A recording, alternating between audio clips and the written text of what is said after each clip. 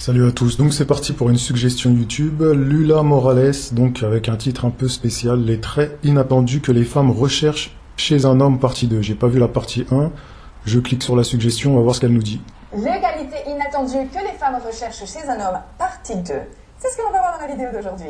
Salut les petits bichons, j'espère que ça va. J'ai juste le temps par rapport à la vidéo précédente de monter, me faire un café, relire mes notes quelques petites secondes histoire d'avoir moins l'air à la ramasse que dans la vidéo précédente. Changer de haut parce qu'il fait un peu froid ici. Et nous voilà partis. Alors, cette vidéo est la suite de la vidéo qui normalement est sortie lundi où je donnais donc les qualités inattendues que les femmes recherchent chez un homme. Et en fait, j'avais distingué 4 qualités inattendues dont on ne parle pas assez en fait de ce que les femmes recherchent en réalité chez un homme. Et par ailleurs, j'attire l'attention là-dessus, c'est super important.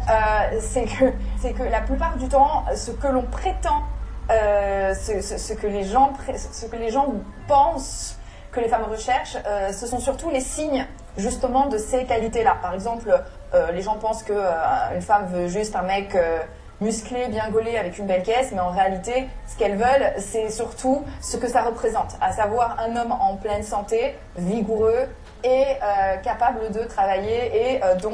Alors ça c'est pas faux, et puis ça on le sait depuis très longtemps, mais il y a autre chose. Il y a autre chose de beaucoup plus puissant que je vais vous révéler dans un livre que je vais bientôt sortir. Mais je vous garantis qu'il y a quelque chose qui dépasse tout ça. La voiture est le signe extérieur d'une santé financière plutôt correcte. Ça, c'est dans les très grandes lignes ce qu'il faut comprendre et ce qu'il fallait comprendre de la vidéo précédente que je vous invite à aller regarder. Mais ça, on le sait depuis très longtemps, ça. Là, il n'y a rien d'inédit, il n'y a rien de nouveau. Hein. Donc, le titre de la vidéo, c'est les traits inattendus que les femmes recherchent. Là, il n'y a rien d'inattendu. Hein. Tous les hommes savent ça, quoi.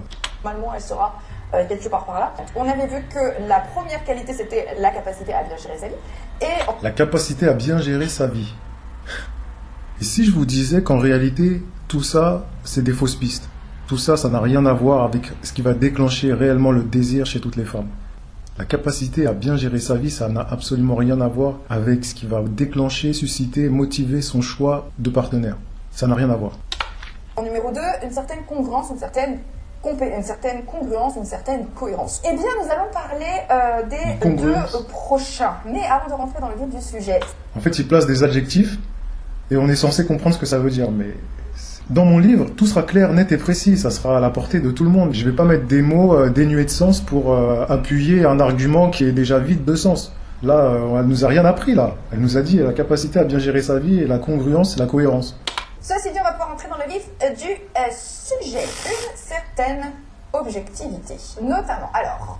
Quand je parle d'une certaine objectivité, c'est surtout... C'est mis adjectif, quoi. L'objectivité, la perspicacité, la réactivité, la créativité, la luminosité. Une certaine capacité quand il s'agit de prendre des décisions ou quand il s'agit de se prononcer sur... Allez, encore une fois, allez, ça y est.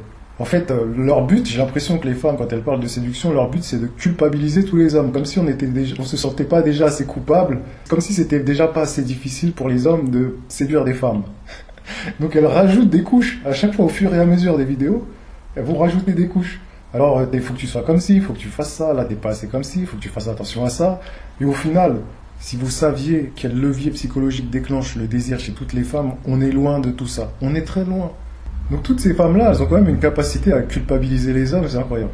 Quelque chose, de faire l'impasse sur sa vision personnelle des choses, ses propres intérêts. Faire l'impasse sur sa vision personnelle des choses et ses propres intérêts. Qu'est-ce que ça veut dire? Elles veulent enfoncer les hommes dans une culpabilité où l'homme est toujours le fautif. Et ses émotions. Alors là, tu vas dire, mais là, on comprend que tu as fait un peu la chouille hier et que ce matin, les yeux ça pique, etc. Mais pourquoi est-ce que tu es obligé de nous parler comme Jean-Claude Van Damme comme ça? Et oui. Est-ce que vraiment les femmes ont besoin de ça? Et pourquoi est-ce que c'est un critère de sélection chez les femmes? Je vais vous dire, monsieur Pujadas, quand je parle d'une certaine objectivité, je veux aussi parler vis-à-vis d'elle. On est dans la corollaire en fait des critères. Mais qu'est-ce qu'elle raconte précédent, qui est que lorsque une femme vous voit ne pas être objective. Son but là, son objectif, c'est réellement de faire culpabiliser les hommes sur à peu près tout. Avec ma méthode de séduction, en fait, ces questions-là, elles ne se posent pas. Là, elle cherche à vous faire culpabiliser. Donc, si vous voulez suivre ses conseils, allez-y. Mais je vous garantis que c'est une vie de castration. Elles sont en train de castrer les hommes, réellement. Ce genre de femmes-là, c'est très dangereux.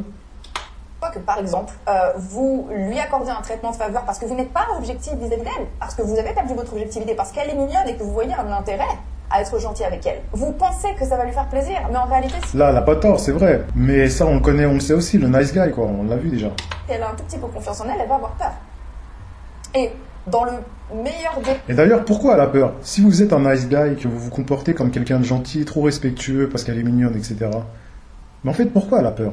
Et ben, dans ma méthode, je vous donne la réponse. Ce que j'ai compris, ce que j'ai découvert, ce que j'ai mis 20 ans à comprendre, ça répond à énormément de questions.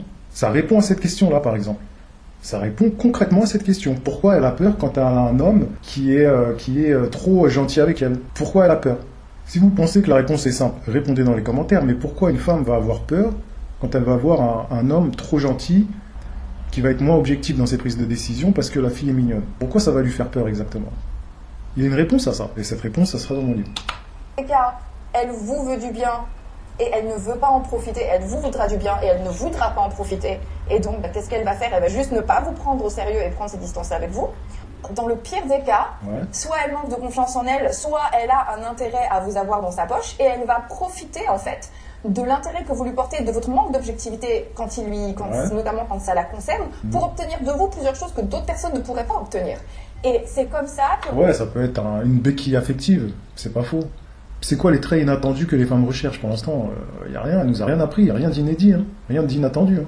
On se retrouve en fait avec soit des hommes qui sont, ou des gens, des adultes dans tout cas, avec des gens qui soit sont dans la réaction, soit qui sont justement facilement manipulables. Et tous les conseils que je vous donne jusqu'ici, toutes les choses que les femmes recherchent, le point commun en fait de tous les critères que je suis en train de vous raconter depuis une vidéo et demie, c'est qu'ils sont tous là pour rassurer la femme que vous allez rencontrer sur le fait que vous savez prendre de bonnes décisions et que quand il s'agit... Bon, il y a un chapitre dans mon livre « La femme est un loup pour l'homme » sur la prise de décision.